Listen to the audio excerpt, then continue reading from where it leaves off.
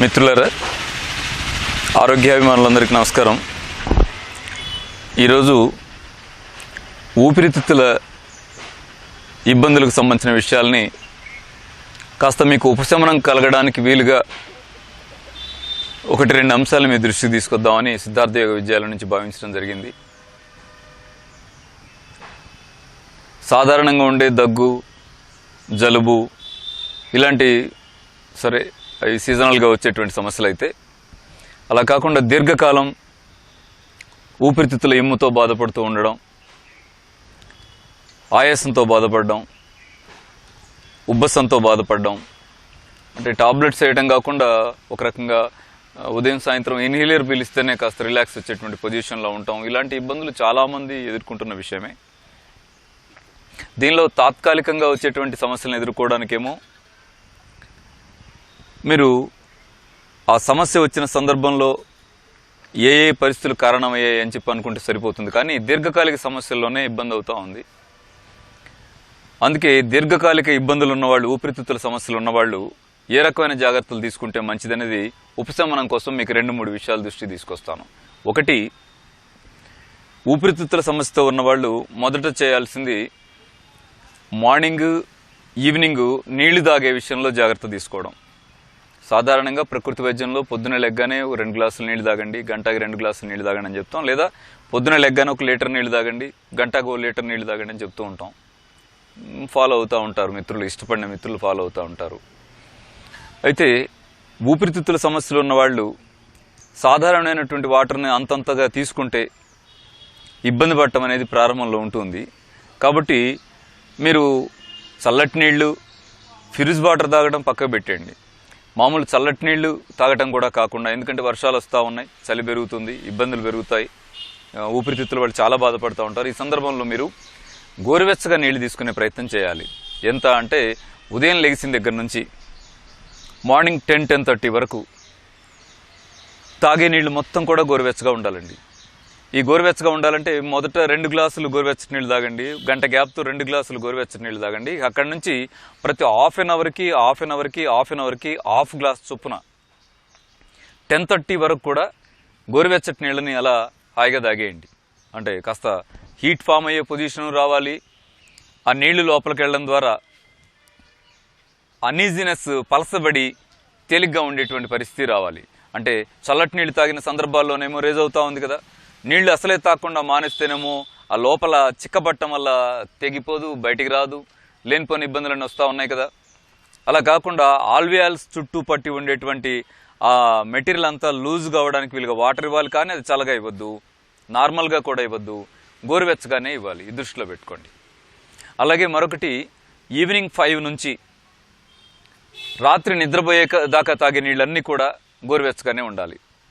Evening 5-5:30 మధ్యలో ఒకేసారి 2 గ్లాసులు నీళ్లు తాగండి అని చెప్తాం కదా, ఆ నీళ్లు కూడా మీరు గోరువెచ్చగానే తాగాలి. అక్కడి నుంచి మొదలెట్టి పడుకునేదాకా ప్రతి హాఫ్ అన్ అవర్కి కనీసం 1/2 గ్లాస్ కాకపోతే 1/2 కప్పు తీసుకోండి. వేడివేడిగా హాయిగా టీ తాగినట్టుగా అరగంటకి మీరు వేడి నీళ్లు తాగాలి. వేడి నీళ్లు తాగుతారా, లేదు వేడి నీళ్లే తాగటం ఇష్టం లేకపోతే మీరు ఇంకేదైనా వేడి లిక్విడ్స్ ఏమైనా తాగుతారా చూడండి. ఇప్పుడు గ్రీన్ టీ పేరుతో ఏదో వచ్చింది కదా, 4 తులసాకులు వేసి వేడి చేస్తే దానిలో కొంచెం తేనె చుక్క వేసేస్తే అది టీ లాగా తాగేస్తున్నారు కదా. ఏదో రూపంలో వాటర్ని అయితే ప్రతి హాఫ్ అన్ అవర్కి వేడివేడిగా హాయిగా లోపలికి వెళ్ళే జాగ్రత్తలు అనేవి మీరు తీసుకోవాలి. మంచి ఉపశమనం ఉంటుందండి. మేము ఆశ్రమాల్లో అయితే పట్టీస్ వేస్తాం, హీట్ ఫామ్ కావడానికి పట్టీలు వేస్తాం. లేదు స్టీమ్ బాత్ అప్లై చేస్తాం, ఉదయం సాయంత్రం లైట్గా స్టీమ్ ఇచ్చే ప్రయత్నం చేస్తాం. స్టీమ్ బాక్స్లో కూడా పావు గంట, 20 నిమిషాలు, అర్ధగంట కూర్చునే ప్రయత్నం చేయకూడదండి. లైట్గా మినిమం హీట్ ఫామ్ అయ్యేట్టుగా రిలాక్సేషన్ కోసమే ప్రారంభంలో ప్రయత్నం చేస్తూ రిలీఫ్ వస్తున్న క్రమంలో మాత్రమే ఎక్కువసేపు స్టీమ్లో ఉండే ప్రయత్నం చేయాలి. అయితే మీరు ఇంట్లో స్టీమ్ బాక్సులు అందుబాటులో ఉండవు, దగ్గరలో ఉన్న ఆశ్రమాలకు వెళ్ళి రిలీఫ్ కోసం ట్రై చేస్తారు. అలాంటి సందర్భాల్లో కూడా కాస్త ఎక్కువసేపు ఉండాలనే ప్రయత్నం చేయకుండా జాగ్రత్త తీసుకునే ప్రయత్నం చేయాలి. అలాగే మరొక విషయం ఏంటంటే, మీరు సాధారణంగా మేము జ్యూస్ తాగండి అని చెప్తాం కదా, ఈ సందర్భంలో ఊపిరితిత్తుల ఇబ్బందులు ఉన్న వాళ్ళు ఆ జ్యూసెస్ని ఏం చేయండి, సూప్స్గా చేసుకుని తాగండి. ఉదాహరణకి టిఫిన్ చేయటాక హాఫ్ అన్ అవర్ ముందు పుదీనా, కొత్తిమీర, తులసాకు జ్యూస్ తాగండి అన్నాం అనుకోండి, దాన్ని మీరేం చేయండి, పుదీనా, కొత్తిమీర, తులసాకు సూప్ లాగా మార్చండి. జ్యూస్ చేసి లైట్గా వేడి చేస్తే సూపే కదండి. ఇంకా టేస్ట్ కోసం ఏదైనా చిన్న ప్రయత్నాలు ఏదైనా చేస్తారేమో చేయండి. చేసి హాయిగా వేడివేడిగా దాన్ని తాగే ప్రయత్నం చేయండి. వేడి చేస్తే లోపల ఉండే ఇంగ్రీడియంట్స్ కొన్ని పోతాయి కదా, అవును అన్నీ అయితే పోవుగా, కొన్ని మిగిలే ఉంటాయి కదా, ఆ మేరకైనా మీకు ఉపయోగం జరిగే ప్రయత్నం జరుగుతుంది. వేడి తాగడమే మీకు ఎక్కువ రిలీఫ్ ఇస్తుంది. మీరు ప్రాక్టీస్లో అర్థం చేసుకుంటారు, మంచి జరిగిందని అనుకుంటారు. అలాగే సూప్ చేయడంలో ఏం చేయొచ్చు అంటే, ఒకటి పుదీనా కొత్తిమీర తులసాకు చేయొచ్చు, తులసాకు తక్కువ ఉండాలండి. అలాగే టమాటా సూప్ చేయొచ్చు కదా, 4 టమాటాలు కట్ చేసి జ్యూస్ చేసి దాన్ని వేడి చేయండి, సూప్ అవుతుంది. అట్లాగే మీరు ఈ పద్ధతిలో చేసే సూప్స్లో ఏం సూప్ చేయాలి అని ఆలోచించినప్పుడు సింపుల్గా మీకు దొరుకుతుంది. ఏమిటి అంటే రాగి జావ చేయొచ్చు కదా. ఒక రాగి జావ అన్న తర్వాత మీరు ఆ మిలిట్స్ అన్ని జావ చేయగలరు.